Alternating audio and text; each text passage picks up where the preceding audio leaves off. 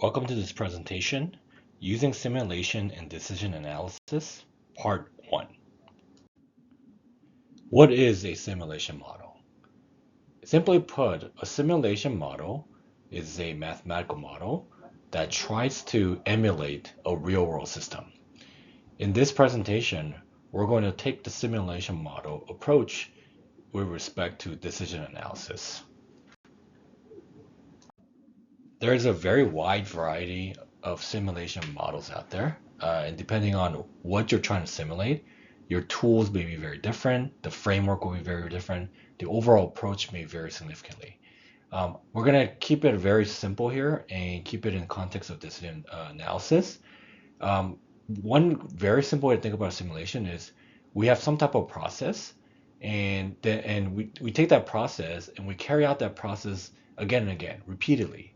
And based on the results, based on those many trials, we derive some type of conclusions on those results.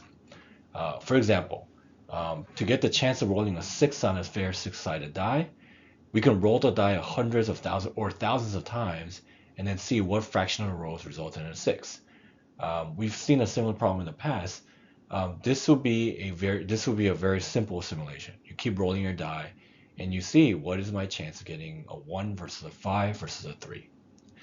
Simulating a decision can help us identify the best decision, and it really helps us understand what could change if some of my input parameters or my assumptions were to change. We'll take a look at an example here with respect to a utility function. So let's say there's a decision maker with the following utility function. So it's got some exponential function in there, but basically whatever the x value is, this will be some type of monetary value. You plug it in, you'll get the resulting u value. So let's say for this decision maker, you're offered 2 lotteries. Okay, lottery A with a coin flip, so there's a 50-50 probability of heads or tails. The decision maker is offered $100 or $0. Lottery B with a 6-sided die, in this case, not a coin flip. The lottery that's offered to the decision maker is if you roll a 6, you get $100, but if you don't roll a 6, you get $40. Okay, so let's say you're given these the decision maker is given these 2 options. Which lottery should the decision maker choose? So based on what we know so far in this class, we could actually evaluate this pretty quickly. And we'll just kind of use what we know already to solve this, and then we'll use simulation to evaluate. So let's evaluate this choice for this decision maker just using our utility function directly without simulation and see what we get. Okay, so we have, again, these 2 lottery options. Let's start with lottery A. Okay, so we know our utility function there on the upper right hand corner. So we're going to solve using expected utility here. Okay, so we're going to plug in the values for lottery A. Okay, so lottery A, there's a 50% chance that you're going to get heads and 50% chance you're going to get tails. Okay, these are now the values from the utility function. So U100 means you're going to plug in 100 in this X value here. Okay, so that'll give me the U value for $100. This will give me the U value for the 0 value. Okay. So plug that in, you get a 1. Okay, so the utility value will be 1 for $100. Okay, so that's a 1 here. So we place the U value over here.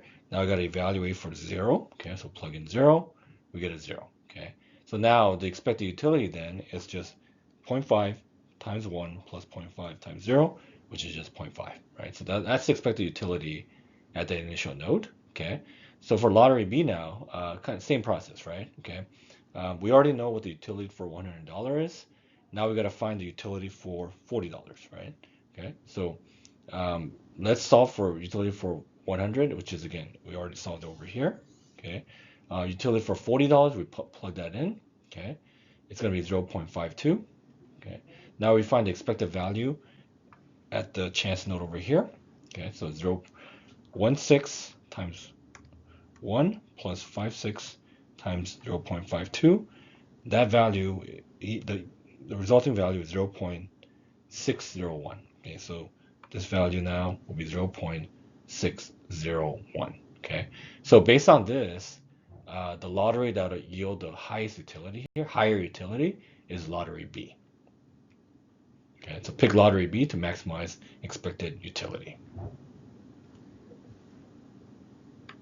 So obviously this is a very simple problem, okay? But we're gonna use this simple problem now and solve it using simulation instead. Okay, so again, for if you're gonna use simulation, more than likely it's a much more complicated problem.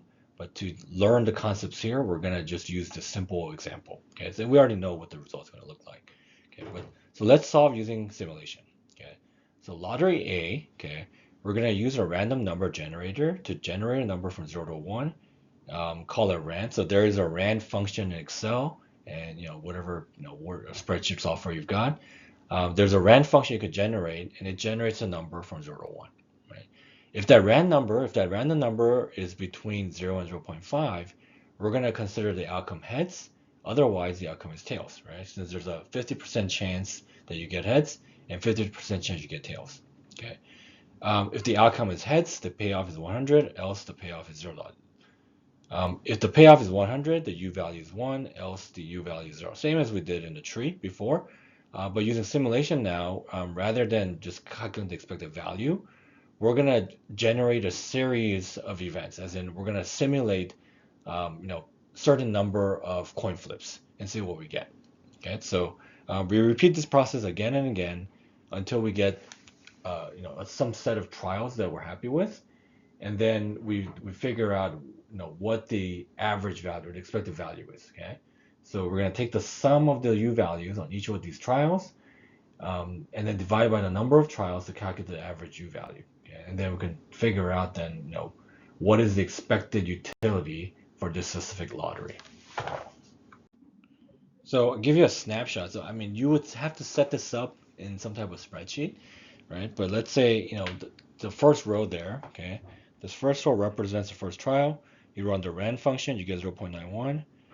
Since this value is above 0.5, the outcome is tails. Okay. If you get tails, the payoff is 0 and the corresponding U value is 0. So the utility is 0, the payoff is 0. Okay. Next trial. It's basically simulating the next coin flip. If the next coin flip, we get a value 0.7977.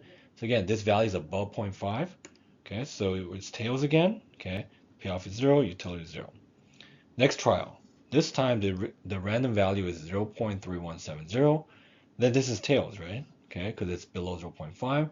The payoff here now, okay, it's $100. Okay, the utility here is 100.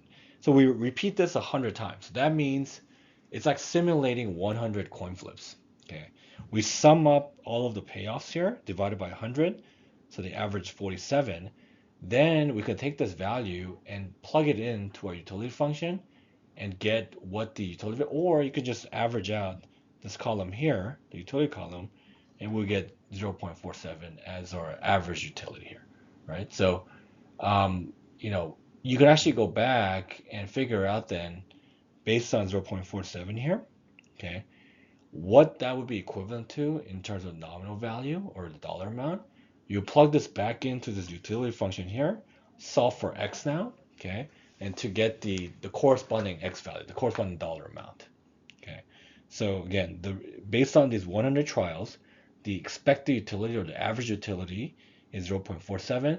The corresponding dollar amount for that utility is actually $335.25. Okay, as the number of trials increases, the average U value becomes closer to the expected value. So you might look at this result and say, the expected utility we got previously when we just solved this analytically using the expected value on that tree, it was just 0.5, right? Okay, so why is this value different from 0. The value we got from this simulation was 0.47. Why the difference, right? So the theory here is then, as you increase the number of trials, as in you flip the coin again and again, many more times, based on a larger law of large numbers, this value 0.47 will approach 0.5 eventually. That's the argument. Okay. So that again, this is a very simple problem. We actually don't need to simulate to solve. We know what the result's going to end up being. Okay. But again, hopefully this kind of captures the simple idea of simulation, how it can be, how it's built, how it can be used, and how you would simulate this simple lottery in this scenario. Moving on to lottery B now, there is a change now, right? Because lottery B, it's no longer a 50-50 coin. We're looking at a six-sided die, right? And if you get a six, you get $100. If you get some other number, you get $40, right? Okay.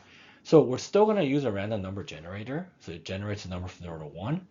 But if the value is basically under 1 over 6, okay, then the outcome is a 6. Otherwise, we're gonna conclude that the outcome is not a 6. So 1, 2, 3, 4, 5, right? It really doesn't matter what you get, right? We just know that it's not a 6, so you're gonna get $40, right? Okay. So if the outcome is 6, then the payoff is $100. Else the payoff is $40. Okay. If the payoff is $100, the corresponding U value is 1, or else the U value is 0.52. And again, we're getting the 0.52 value by using our utility function.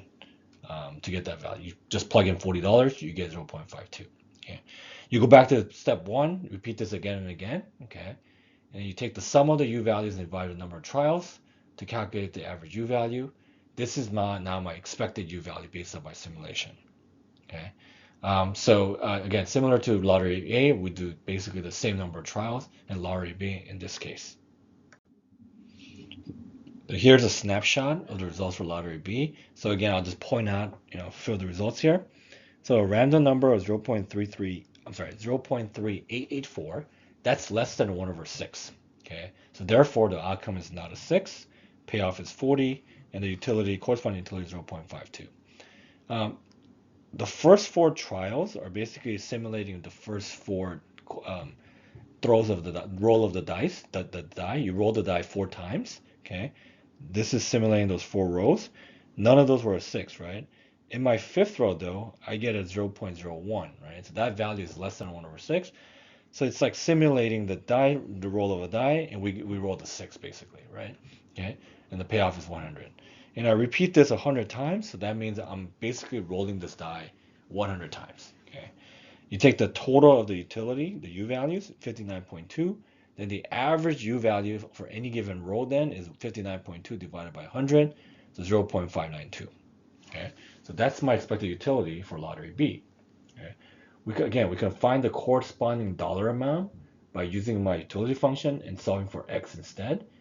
In this case, it ends up being $46.87. Okay, so this is higher than lottery A, right? Okay, so based on my simulation results, we prefer lottery B, which matches our earlier calculation. So no surprise there. This is a very simple example, but hopefully you can see how how simulation differs from like just a straightforward expected value. Okay, we're trying to literally simulate a roll of a die or a coin flip, right? Using probability or using a random number generator, and then using probabilities to change that random number result into an outcome. It's a 6. It's not a 6. It's heads or it's not heads.